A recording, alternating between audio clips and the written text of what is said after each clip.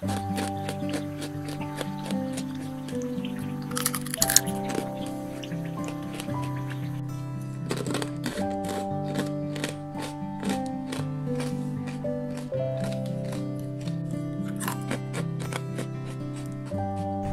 Hi നമസ്തേ നമസ്കാരം.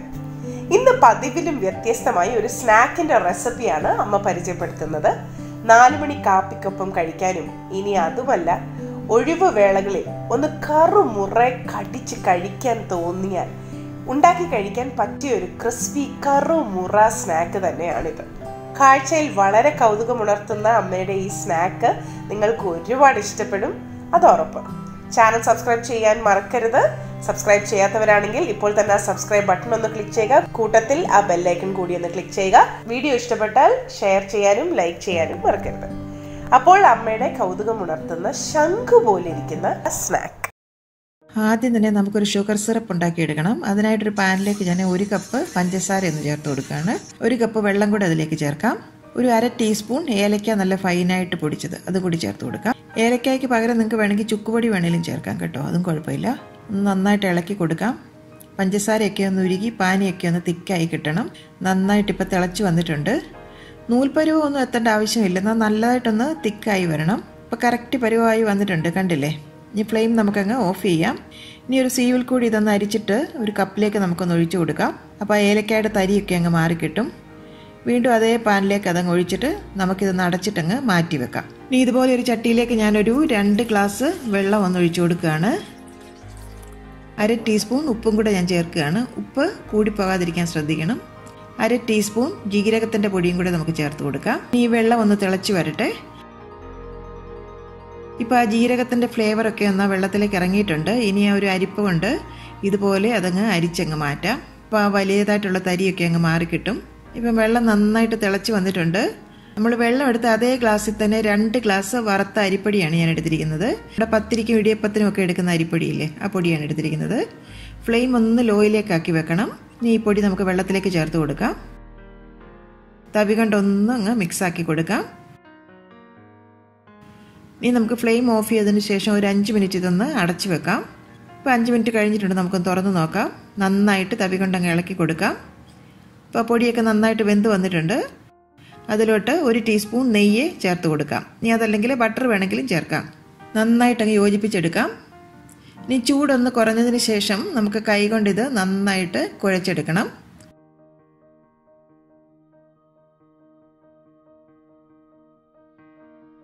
ഇപ്പം നന്നായിട്ട് കുഴച്ചെടുത്തിട്ടുണ്ട്. ഇനി നമുക്കിതങ്ങ് മാറ്റി വെക്കാം. ഇനി ഇതുപോലെ 2 കോമ്പ് നമുക്ക് ആവശ്യമുണ്ട്.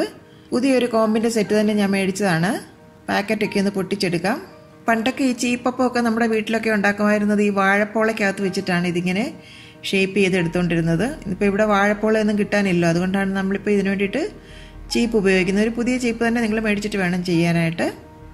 ഞാൻ നന്നായി ഒന്ന് കഴുകിയെടുത്തതിന് ശേഷം വേണമെന്നുണ്ടെങ്കിൽ അതിലേക്ക് കുറച്ച് നെയ്യൊന്ന് പുരട്ടി കൊടുക്കാം. ഇനി നമ്മുടെ മാവിൽ നിന്ന് ചെറിയൊരു പോർഷൻ എടുത്തിട്ട് കയ്യിൽ വെച്ച് ആദ്യം അതൊന്ന് ഉരുട്ടിയെടുക്കണം. അങ്ങനെ ഉരുട്ടുമ്പോൾ അതിലെ എയർ ബബിൾസ് ഒക്കെ അങ്ങ് പോയി കിട്ടും, എന്തെങ്കിലും ക്രാക്കൊക്കെ ഉണ്ടെങ്കിൽ പോയി കിട്ടും. അതിനുശേഷം കൈവെള്ളം വെച്ച് തന്നെ നന്നായിട്ടൊന്ന് പ്രസ് ചെയ്ത് ഈ ഒരു ഷേപ്പാക്കി എടുക്കണം. കണ്ടില്ലേ? ഇനി ഇതുപോലെ ഒരു പ്ലേറ്റിലേക്ക് ഞാൻ ഓരോന്ന് ഷേപ്പ് ചെയ്തങ്ങ് വെച്ച് കൊടുക്കുകയാണ്.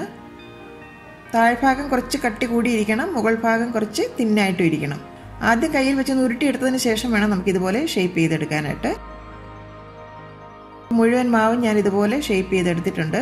ഇതിൽ ഓരോ പീസും എടുത്ത് ഇതുപോലെ ഒരു കോമ്പിൻ്റെ പുറത്തേക്ക് അങ്ങ് വെച്ച് കൊടുക്കണം.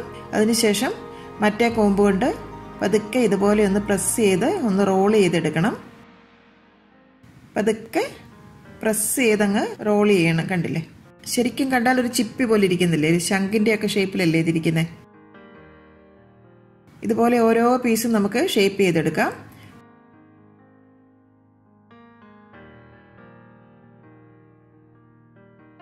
ഇപ്പോൾ ഇതുപോലെ എല്ലാ പീസും നമ്മൾ ഷേപ്പാക്കി എടുത്തിട്ടുണ്ട്. ഇത്രയും പീസസ് നമുക്ക് റെഡിയായി കിട്ടിയിട്ടുണ്ട്, കണ്ടില്ലേ? ഇനി ഒരു ചട്ടിയിലേക്ക് കുറച്ച് വെജിറ്റബിൾ ഓയിലാണ് ഞാൻ ചേർത്ത് കൊടുക്കുന്നത്. നന്നായിട്ട് എണ്ണ ചൂടായി വരണം. ഇതുപോലെ ഒരു സ്ക്യൂറോ അല്ലെങ്കിൽ ഒരു തടിയുടെ ഒരു തവിയോ ഉണ്ടെങ്കിൽ ഓയിലിലേക്ക് ഒന്ന് ഇറക്കി വെച്ച് കഴിഞ്ഞാൽ നമുക്ക് എണ്ണ ചൂടായോ എന്ന് അറിയാൻ പറ്റും. കണ്ടില്ലേ? ഇപ്പോൾ ആ സ്ക്യൂറിന് ചുറ്റും നല്ല ബബിൾസ് പൊങ്ങി വരുന്നത് കണ്ടില്ലേ? ഇതിപ്പോൾ എണ്ണ നല്ലവണ്ണം ചൂടായതുകൊണ്ടാണ് അങ്ങനെ വരുന്നത്. ഇനി നമ്മുടെ ചിപ്പികൾ ഓരോന്നായിട്ട് ഇതിലേക്ക് ചേർത്ത് കൊടുക്കാം. കൂടുതൽ അങ്ങ് തിക്കി ഇടേണ്ട ആവശ്യമില്ല. ഒരു 10-15 ഒരു ബാച്ചിലിട്ടിട്ട് നമുക്ക് ഫ്രൈ ചെയ്തെടുക്കാം. നല്ലൊരു ഡാർക്ക് ഗോൾഡൻ ബ്രൗൺ ആകുന്നതിന് വരെ ഫ്രൈ ചെയ്തെടുക്കണം. ഈ ഒരു ബാച്ച് റെഡി ആയിട്ടുണ്ട്. ഇനി നമുക്ക് ഇതുപോലെ ഒരു സ്ട്രെയിനർ കൊണ്ട് അങ്ങ് കോരി മാറ്റാം. ഇനി നമ്മൾ മാറ്റി വെച്ചിരുന്ന പഞ്ചസാര പാനിയിലേക്ക് ഇതങ്ങ് ഇട്ട് കൊടുക്കാം. പഞ്ചസാര പാനി എപ്പോഴും തണുത്തിരിക്കാൻ തന്നെ ശ്രദ്ധിക്കണം. വേണ്ടയിൽ നിന്ന് നമ്മളിത് വറുത്ത് കോരി നേരെ നമ്മൾ ഈ ഷുഗർ സിറപ്പിലേക്ക് ഇട്ടിട്ട് ഒന്ന് ഇളക്കി കൊടുക്കുക. എല്ലാ ഭാഗത്തേക്കും സിറപ്പൊക്കെ ഒന്ന് കോട്ടായാൽ അത് വീണ്ടും കോരി നമുക്കൊരു സ്ട്രെയിനറിലേക്ക് അങ്ങ് മാറ്റാം. ഇതുപോലെ ഇപ്പോൾ എല്ലാ ബാച്ചസും ഞാൻ ചെയ്തെടുത്തിട്ടുണ്ട്. കണ്ടില്ലേ? ഇപ്പോൾ ആ ഷുഗർ സിറപ്പൊക്കെ എല്ലായിടവും കോട്ടായിട്ട് കാണാനും നല്ലൊരു ഭംഗിയില്ലേ? ഇനി നിങ്ങൾക്ക് മധുരം വേണ്ട എന്നുണ്ടെങ്കിൽ ഈ ഷുഗർ സിറപ്പിൽ ഇടാതെ തന്നെ നിങ്ങൾക്ക് ഫ്രൈ ചെയ്ത് ഡയറക്റ്റ് ആയിട്ടും കഴിക്കാം. അതും കുഴപ്പമില്ല. പക്ഷേ ഈ ഷുഗർ സിറപ്പിൽ ഇടുമ്പോൾ കുറച്ചുകൂടെ നല്ലൊരു ടേസ്റ്റിയാണ് ഇത് കഴിക്കാനായിട്ട്. ഓരോന്നും കണ്ടില്ലേ? ശരിക്കും ഒരു ശംഖ് പോലല്ലേ ഇരിക്കുന്നത്. ഒരെണ്ണം ഞാനൊന്ന് മുറിച്ച് കാണിച്ചു തരാം. കണ്ടില്ലേ? ഞാനൊന്ന് കഴിച്ചു നോക്കട്ടെ.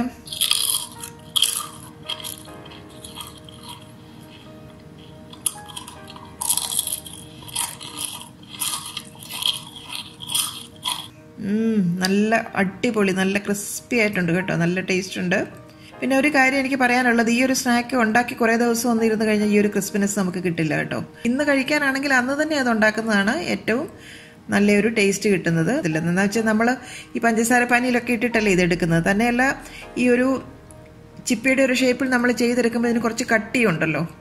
ഇത് കുട്ടികൾ സ്കൂളിൽ നിന്ന് വരുമ്പോഴും ഇത് ഉണ്ടാക്കി കൊടുത്താൽ കുട്ടികൾക്കും ഇത് വളരെ ഇഷ്ടപ്പെടും. ചെറിയൊരു മധുരം ഉണ്ടല്ലോ.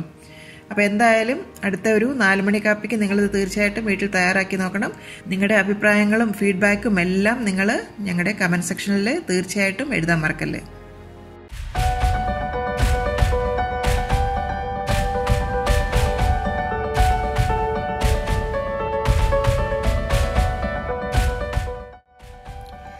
കറി വിത്ത് അമ്മയിലൂടെ ഇന്ന് അമ്മ പരിചയപ്പെടുത്തിയ റെസിപ്പി നിങ്ങൾക്കെല്ലാവർക്കും ഇഷ്ടമായി എന്ന് വിശ്വസിക്കട്ടെ.